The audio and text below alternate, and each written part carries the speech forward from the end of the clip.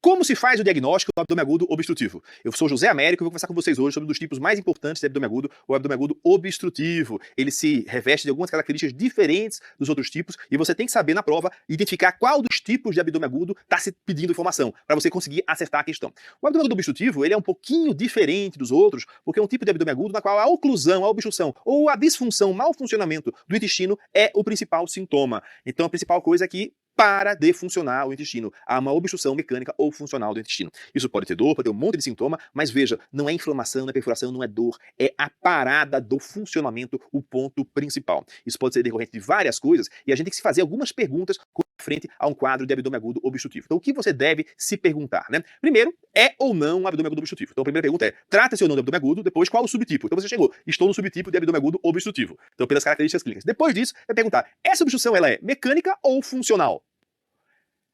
Essa obstrução é com ou sem sofrimento de alça?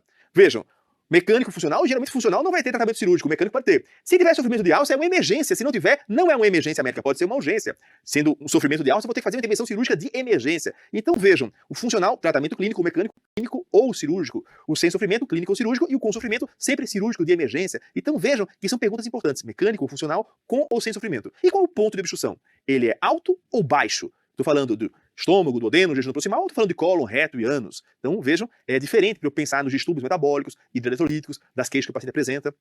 E só por último, vem aquela pergunta, qual a causa? Vejam, eu consigo conduzir o caso clínico apenas com um diagnóstico sindrômico, sem entrar especificamente no diagnóstico etiológico causal, ok? Isso é muito importante no abdômen agudo obstrutivo. Então, na prova, lembre-se de primeiro classificar como abdômen agudo ou não, depois chegar no subtipo obstrutivo e só depois pensar na causa. E para o tipo obstrutivo, antes do diagnóstico específico, lembrar se tem ou não sofrimento, se é mecânico ou funcional e se é alto ou baixo. Enquanto a gente fala de obstrução intestinal, gente, a gente sempre deve lembrar uma coisa muito importante nesse assunto, que é a radiografia. Exatamente. Então, a radiografia de abdômen é o exame-chave nas provas para o abdômen agudo obstrutivo. É muito importante a gente compreender a parte clínica, as manifestações do paciente, tudo isso, mas sempre lembrar que muitas vezes a imagem vai dar o diagnóstico. Então, a gente vai recorrer sempre a exames de imagem, a não ser numa indicação óbvia, muito rápida de cirurgia. Então, lembrar que para a prova, a radiografia é essencial e vai discutir isso mais para frente. Mas antes disso, vamos falar de outro aspecto importante para a gente chegar à condução correta do caso numa questão de prova. A epidemiologia. Pessoal, falando de causa mecânica, a mais comum de todas é a obstrução por bridas, que é uma obstrução de delgado. Quando eu falar de intestino grosso, duas causas são mais comuns. Neoplasia maligna e volvo de sigmoide. Então, neoplasia e volvo de sigmoide para cólos e para intestino delgado ou obstrução por bridas. Sempre pensar nessas causas. Quando eu vou lembrar qual a causa, pensar nessas. E na prova, a gente vai estar causa mais comum. Aí vai no final da aula falar um pouquinho sobre as causas mais comuns. E é importante você ter noção assim, ó. Abdômen agudo por bridas, obstrução delgado mecânica mais comum. Se for cólon, pensar em neoplasia e em volvo. Ok, então ter sempre isso em mente como causa mais comum, que vai responder aquela última questão, e lembrar agora um pouquinho do quadro clínico, né? Então o que você vai ter na prova que vai chamar a sua atenção para que o quadro clínico da questão está sendo relacionado a um abdômen agudo obstrutivo? Porque tem a vida e tem a prova, né? Então na prova, como você vai identificar um quadro de abdômen agudo obstrutivo? A gente pode jogar, fazer um joguinho, ver o que tem no abdômen agudo obstrutivo e o que não tem no abdômen agudo obstrutivo. Então vamos começar falando o que tem, qual vai ser a apresentação clínica do abdômen agudo obstrutivo na prova. Preste atenção no que eu vou falar para vocês. Então, primeiro fato importantíssimo, a dor pode não ser o principal sintoma. Sim, o paciente pode ter dor em cólica, dor periumbilical, isso é muito frequente, mas pode não ser o principal sintoma no abdômen agudo obstrutivo. Ou pode ser um sintoma secundário, um sintoma mais tardio. A dor começa em cólica, são cólicas intestinais, se a causa for mecânica. Se a causa for funcional, é só um desconforto pela distensão abdominal, nem uma dor em cólica. E no sofrimento de alça, que pode ter uma dor surda, contínua, uma dor mal localizada, e na perfuração, aí sim, ter sinais de peritonite difusa. Então vejam, só vai ter dor importante lá no final, na perfuração, nas cólicas intensas. No início você não tem dor como principal sintoma, ok? Então ficar atento para isso, que a dor não chama tanta atenção no abdômen agudo obstrutivo. E o que é que chama atenção? Chama atenção a alteração do hábito intestinal. O paciente pode dizer que não consegue evacuar.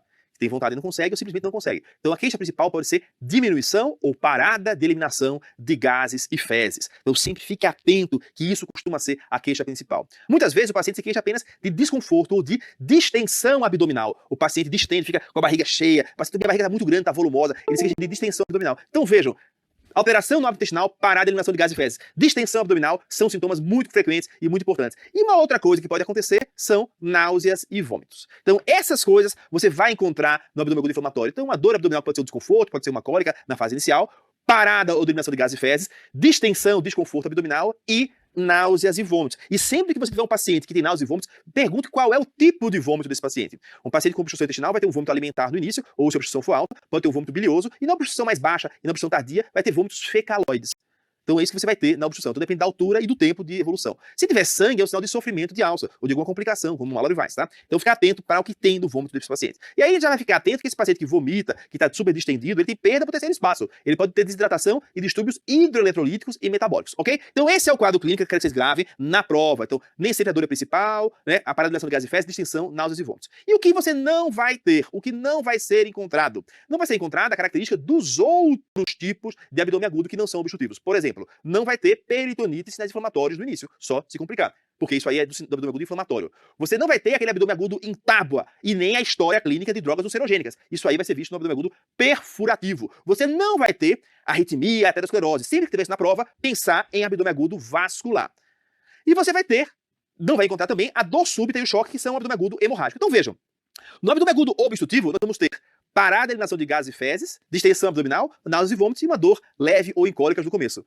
É totalmente diferente dos outros tipos, né? Se falar do inflamatório, peritonite, né, inflamatório local e sistêmico. No perfurativo, sempre droga ulcerogênica e abdômen tábua. No vascular, a questão da aterosclerose e da arritmia cardíaca. E no hemorrágico, choque hipovolêmico e dor súbita, classicamente em uma mulher jovem, que vai ser uma presa ectópica. Então, conhecer o padrão dos principais tipos de abdômen agudo vai fazer você conseguir classificar como abdômen agudo obstrutivo, ok? Então, depois que você classificou, você vai partir para o exame físico. E no exame físico, atenção às complicações. Eu já falei para você que no começo é só a parada do funcionamento do intestino. E com complicações como isquemia, perfuração, pode aparecer alguns sinais. E esses sinais são sinais de sofrimento de alça, que podem significar a necessidade de uma cirurgia de imediato. Então fique atento à elevação de temperatura. Isso não vai acontecer no abdômen agudo obstrutivo sem complicações. Fique atento a pontos específicos de dor, ou até necrose de parede que pode acontecer. Esse aqui é um caso de uma hérnia estrangulada, encarcerada, que necrosou a parede, infecção grave e que ninguém viu. Fique atento a essas complicações de dor localizada, né? Febre, são sinais de complicação. Fique atento a pneumoperitônio, ao sinal de Joubert. Percuta o abdômen do paciente, para você ver se tem timpanismo na área hepática. O timpanismo na área hepática pode significar um pneumoperitônio, uma perfuração. Então, complicações, sinais inflamatórios locais, sistêmicos, sinais de pneumoperitônio e também exames de sangue. A gente sabe que elevação de amilase, que elevação do lactato, que acidose intratável, são todos sinais de sofrimento de alça. Então, ficar atento às complicações. Além disso, o paciente com vômitos de perda do terceiro espaço pode ter o quê, gente? Pode ter distúrbios metabólicos e hidroeletrolíticos. Então, o abdômen agudo obstrutivo é um tipo de abdômen agudo que você tem que pedir bastante exame de sangue para ver complicações como sofrimento de alça e isquemia e também complicações metabólicas e hidroeletrolíticas. Além de ter atenção às complicações do exame físico, você deve ter atenção também às causas mais comuns. Então, sempre procurar cicatrizes cirúrgicas. Lembra que eu falei que a brida ou obstrução por aderências é a causa principal de obstrução mecânica do delgado? Pois é. Então, tem que procurar cicatrizes cirúrgicas. Tem que levantar a barriga do paciente com o abdômen avental, ver se tem uma cicatriz faristil, tem que procurar. Então, um paciente que tem uma laparotomia prévia, possivelmente tem obstrução por bridas, até prova em contrário, no abdômen agudo obstrutivo, obviamente mecânico. Uma outra questão que você tem que observar bem, procurar hérnias. Você tem que abaixar a calça do paciente até o meio da coxa, né? Se for uma prova prática, se for uma prova teórica, ver se tem descrição ou não de hérnia. Falou em hérnia, saber se é redutível ou irredutível. Se a hérnia for irredutível, encarcerada e tiver abdômen agudo obstrutivo, é um abdômen agudo cirúrgico, tem que corrigir a hérnia de imediato. O tratamento é cirurgia de imediato na hérnia encarcerada, ainda mais na hérnia estrangulada, que é quando está além de presa e obstruindo, também levando ao sofrimento vascular do conteúdo herniário. É uma emergência cirúrgica. E um outro ponto específico no exame físico é o toque retal. Ele é obrigatório no abdômen agudo obstrutivo. Eu posso ver uma causa importante, que é um tumor de reto, por exemplo, e eu posso também utilizar o toque para procurar complicações. Sangramento pode significar um sofrimento de alça.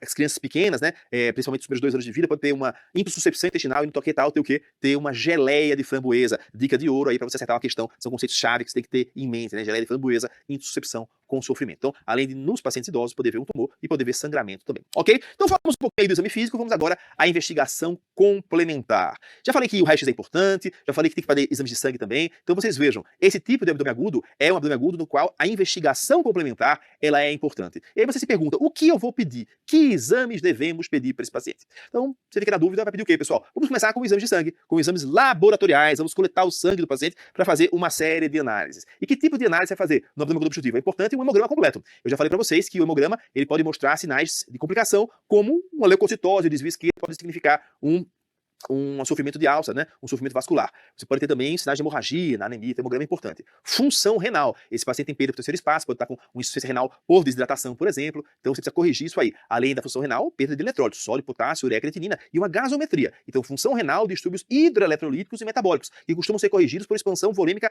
agressiva. No tratamento clínico do abdômen obstrutivo, sempre vai estar a correção dos distúrbios metabólicos e hidroeletrolíticos. E na gasometria, podemos ter a dosagem do lactato, e o lactato elevado também costuma significar um sofrimento de alça quando ele não cai após uma expansão volêmica agressiva. Um outro exame que a gente costuma pedir e que se eleva no sofrimento de alça é a dosagem de amilase. A gente sabe que tem a amilase pancreática e a amilase intestinal. Então, na obstrução intestinal, você tem sofrimento do intestino delgado, isso pode levar à elevação da amilase, e essa elevação da amilase ser um sinal de sofrimento de alça. Ok, então exames básicos, hemograma, função renal, eletrólise, gasometria com lactato, amilase. Pode pedir coagulograma, pode pedir função hepática, pode, mas não são tão objetivos para o abdômen agudo obstrutivo em si. Mas além dos exames laboratoriais, são importantes também os exames de imagem. E o clássico que você faz do abdômen agudo obstrutivo é começar pedindo uma radiografia de abdômen agudo, um raio-x em 3 posições.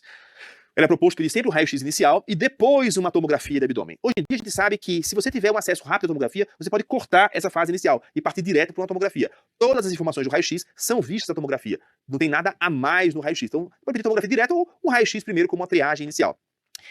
E ver o raio-x de abdômen no abdômen obstrutivo é um conceito essencial. Vou te falar, o que tem de questão teórica com a radiografia para você interpretar não está no gibi. Você tem que saber avaliar a radiografia de abdômen e tórax no paciente com abdômen agudo obstrutivo. É um conhecimento essencial saber ver o raio-x de abdômen agudo obstrutivo, que envolve um tórax ou cúpulas e o raio-x de abdômen. Então vamos ver algumas coisas importantes aqui. Então o primeiro passo importante é lembrar que você vai avaliar basicamente o padrão gasoso na radiografia. Aqui temos uma radiografia, essa é em pé, a gente consegue ver os níveis hidroaéreos na radiografia em pé. Então sempre raio-x em 3 posições, né? Em pé, deitado e tórax ou cúpulas em pé.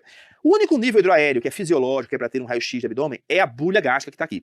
Mas no caso do abdômen agudo obstrutivo como esse aqui, e aqui é um abdômen agudo obstrutivo de delgado, você consegue ver múltiplos níveis hidroaéreos, que são a junção, né, da parte preta que é água, a parte branca que é água. Então múltiplos níveis hidroaéreos. Isso significa que esse paciente tem uma anormalidade ali. Você não está passando o líquido, ele está ficando parado com os níveis hidroaéreos. Além disso, de você ver esses níveis hidroaéreos, na radiografia deitada você consegue ver o quê? Você consegue ver a distribuição de alças. Então aqui, por exemplo, eu consigo ver uma distribuição periférica, aqui um gás normal, que é o gás do cólon, que ele é periférico.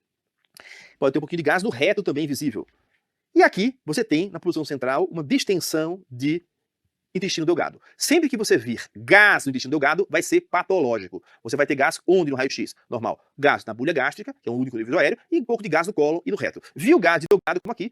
É patológico, é anormal. Então vamos agora entrar em algumas características importantes para a prova, para vocês verem. Então, características de intestino delgado no abdômen agudo obstrutivo. Como eu sei que aquele não delgado não é um colo? Então, primeiro, o delgado tem distribuição central das alças. Se eu pego uma radiografia como essa aqui, por exemplo, eu vejo que a distensão é central e não periférica. Aqui eu posso até voltar e mostrar que eu tenho gás aqui que é central, e eu também tenho esse gás periférico que é do cólon e do reto. Então tem uma semi-oclusão, porque está passando gás para o cólon e para o reto. Não é uma oclusão total, ok? Então posso ver se tem gás no cólon e no reto, mas essa dilatação central sempre vai ser de intestino delgado. Além da distribuição central das alças, outro ponto importante é o calibre, o diâmetro da alça. Então o delgado vai ter 3, 4 centímetros quando está dilatado ali, que a gente vai estar vendo no raio-x. Né? Como é que eu vou medir o centímetro dessa radiografia aqui, pessoal? Então aqui, central, eu estou medindo aqui o centímetro. Então uma alça está aqui, esse tamanho. Eu vou comparar, por exemplo, com a vértebra. Então ela vai ser um pouco menor que a vértebra, né? No máximo tamanho da vértebra vai ter 3 centímetros, 4 centímetros. Então vai ter essa distância. Eu posso comparar também com a costela. Olha a costela ali em cima. A costela que tem 1 centímetro. Então, eu vejo que tem 3, 4 centímetros. Isso aqui provavelmente é delgado. Então, eu posso diferenciar pela posição central e pelo calibre da alça também, com um diâmetro de 3 a 4 centímetros. Além disso, a obstrução do delgado pode estar o que a gente chama de válvulas coniventes. São essas válvulazinhas aqui, ó. Você vê o delgado, tem várias coisinhas próximas assim. Várias válvulazinhas próximas. Então, essa imagem de várias coisas próximas dá uma falsa imagem do empilhamento de moedas. Então, válvulas coniventes ou empilhamento de moedas caracterizam a obstrução do delgado. Então vimos o quê? Padrão central, diâmetro de 3 a 4 e válvulas coniventes. E quando eu falar agora do abdômen obstrutivo do intestino grosso, qual será a diferença? Lembra que eu falei que o delgado era distribuição central? No grosso a distribuição é mais periférica. Então aqui eu tenho um intestino grosso. Veja, apesar de eu ter aqui um grande intestino grosso dilatado, eu vejo que ela é periférica. Ele voltou um pouquinho para o meio, mas ela é periférica e não central. Além dessa distribuição periférica, eu vou ter no local das válvulas coniventes, empilhamento de moedas, eu vou ter as chamadas austrações ou áustros. Tá vendo esses desenhozinhos na parede? Não é aquele empilhamento de moedas, né? A válvula conivente bem próxima, né? Que são as pregas intestinais. É os áustros, então é muito maior. Se você olhar, é muito maior a entrada. Então esse tipo de alça que possui essa característica é o intestino grosso. Então austrações ou áustros presentes. E além de eu ter já distribuição periférica, auscultações, eu vou ter um diâmetro maior que 5 centímetros. Basicamente, vai ser maior que as vértebras, o diâmetro do intestino grosso. Se você comparar com a vértebra, vai ser maior que a vértebra. Esse é um fato. Se quiser ver a costela, tá lá a costela também, você vai ver que é bem maior. Então, essas são características. Então, na radiografia simples, primeiro ver se está normal ou alterado. Então, se tiver gasto, o delgado sempre está alterado, né? Vê uma grande distensão colônica pode estar alterado também. E você vai ver se tem níveis hidroaéreos, né, que aí sugere oclusão, se é central, se é periférico, se tem válvulas coniventes ou austos, né, e qual o diâmetro das alças. Aí com isso aí você vê se é delgado ou se é cólon. E aí no raio-x de cúpulas ou no raio-x em pé, você vai procurar basicamente o pneumoperitônio. O que é o pneumoperitônio no raio-x em pé? Então sempre que você tem do lado esquerdo, tem a bolha gástrica, você esquece. Então vê o lado direito. Você tem o pulmão e você tem aqui o diafragma. Então, se tiver gás livre abaixo do diafragma na radiografia em pé, você terá o pneumoperitônio. Então, você tem que saber ver isso aí, ok? Então, muito importante você conhecer que quase sempre vai aparecer um raio-x. Então, a primeira coisa, tem ou não obstrução, é delgado ou grosso. Tem ou não pneumoperitônio. Perfeito. Isso que você vai ver. Na tomografia, era dar tudo que dá no delgado e no grosso no raio-x. Só que você vê muito mais coisa. Então, você pode ver, por exemplo, aqui, ó, um espessamento do delgado mostrando ponto de obstrução. Você consegue ver isso aqui, ó, uma grande dilatação e um local aqui bem mais estreito. Você consegue ver se tem pneumoperitônio ou não. Então você consegue ver uma alça dilatada se estreitando abruptamente aqui. Então tudo isso é possível. Então a tomografia, ela mostra todos os dados que você tem no raio-x, só que de maneira melhor. Você consegue ver as alças dilatadas, se são do intestino grosso, se são do intestino delgado, você pode jogar contraste, ver se passa ou se não passa, e consegue ver a causa, se tem um tumor, se tem um doença inflamatória intestinal, se tem complicações como pneumoperitônio, se tem vascularização adequada ou não. Dá muito mais dados que a radiografia. Então dá vascularização da alça, é mais sensível para o pneumoperitônio e consegue ver a causa com muito mais facilidade, ok? Muito bem, mas para avaliação geral, assim, radiográfica, radiológica do intestino, vale a pena você memorizar uma regrinha mnemônica para você não esquecer, que vale também para o apêndice, não só para as alças intestinais. Preste atenção.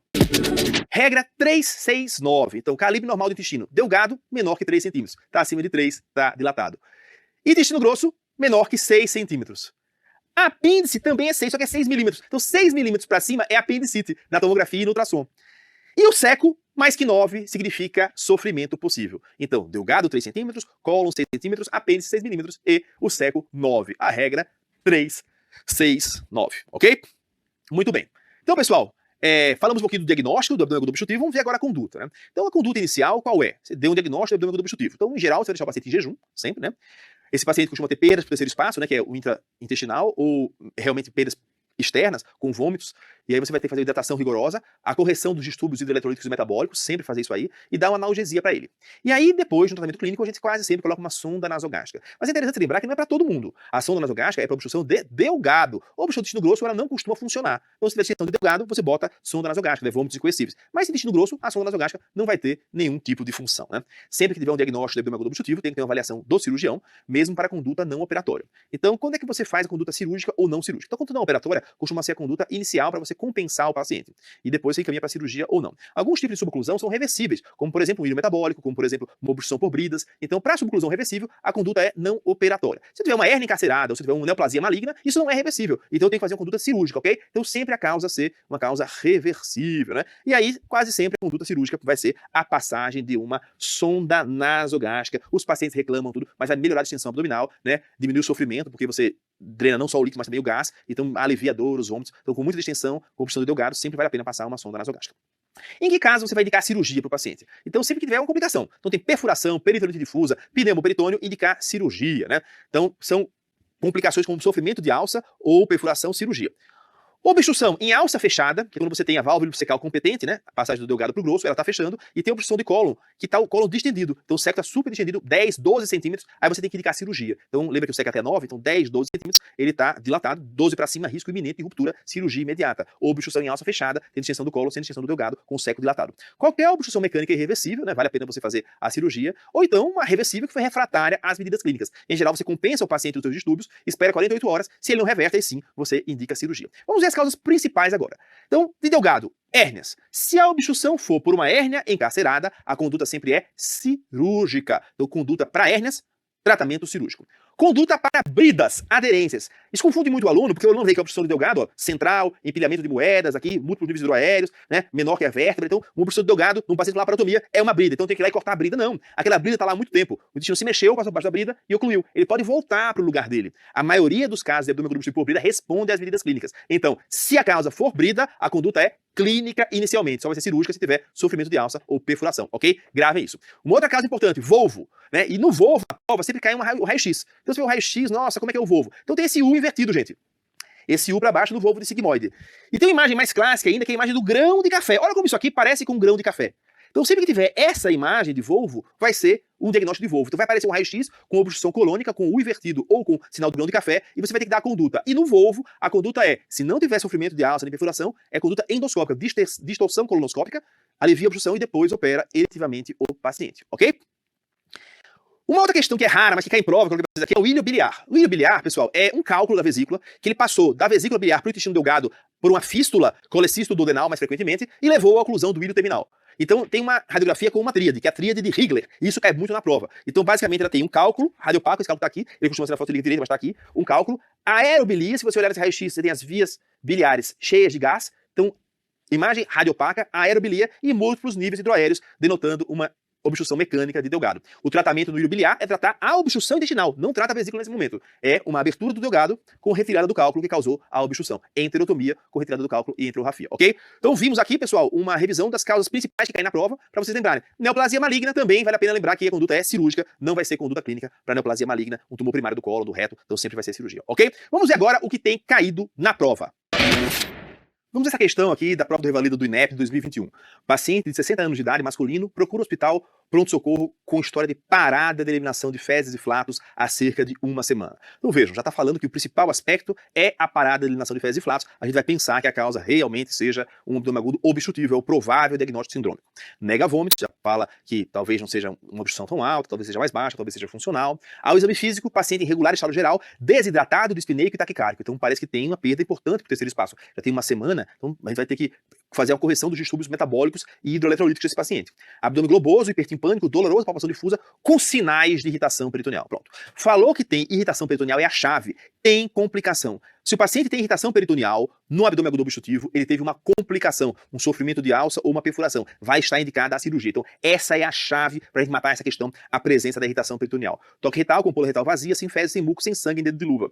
Solicitada radiografia de tórax e abdômen demonstrando distensão volumosa do cólon e do seco, mais que 12 centímetros. Lembra que o seco tem até 9, então 10 de dilatação. 12 para cima é iminência de ruptura do seco. Então, tem iminência de ruptura pela radiografia e tem também peritonite. Então, essa paciente tem, basicamente, esse paciente, um sinal de complicação do abdômen agudo obstrutivo. E o tipo de abdômen agudo obstrutivo que tem, provavelmente, é o quê, pessoal? Colo e seco é obstrução do intestino grosso em alça fechada. Aqui, com níveis hidroaéreos sem distensão do intestino delgado. Ou seja, se não tem distensão do intestino delgado, é uma obstrução em alça fechada. Então, temos várias indicações de cirurgia. Obstrução em alça fechada é indicação de cirurgia. Temos uma iminência de ruptura do seco e temos peritonite. Então, esse paciente tem obstrução de colo, pode ser um tumor, pode ser um volvo, o que for, tem indicação de cirurgia imediata. Baseado nessas informações, qual a conduta? Então, vejam, gravar, pessoal, as indicações de cirurgia, né? Então, obstrução irreversível, sinal de sofrimento de alça, de complicações, né? Obstrução em alça fechada e a má resposta ao tratamento clínico. Sonda nasogástrica não funciona nada se não tem distensão de delgado nem de estômago. Então, para colo não funciona nada. Observação, o paciente vai morrer. Clister, glicerinado, também não vai adiantar nada, vai aumentar a pressão, aumenta a chance de ruptura. E a conduta, laparotomia exploradora. Vejam, um caso clínico super longo, super complexo, mas a chave está ali, você identificar o diagnóstico sindrômico, que é o abdômen agudo obstrutivo, identificar a complicação que ele tem. Tem uma complicação por peritonite, tem obstrução em alça fechada, que são indicações clássicas de tratamento cirúrgico, ok? Então vejam, os conceitos-chave são os mais importantes para o seu diagnóstico definitivo. Como se faz o diagnóstico de abdômen agudo obstrutivo? Muito bem, então pela clínica você vai ter uma predominância de sintomas como distensão abdominal e principalmente parada de eliminação de gases e fezes, em oposição aos sintomas dos outros tipos de abdômen agudo. Inflamação local e sistêmica no inflamatório, choque hemorrágico do súbito no hemorrágico, cardiopatia prévia, né, arritmias cardíacas no vascular, uma dor difusa, e no abdômen agudo perfurativo, o abdômen tábua e é histórico de drogas ulcerogênicas, ok? Então, basicamente, é isso que tem que fazer, diagnosticar sindromicamente como abdômen obstrutivo e depois ver se tem ou não sinal de sofrimento de alça, se é alto ou se é baixo, se é cólon ou se é delgado, e só depois pensar na causa e fazer o tratamento específico. Eram esses os recados que eu queria dar para vocês. Bons estudos e até a próxima!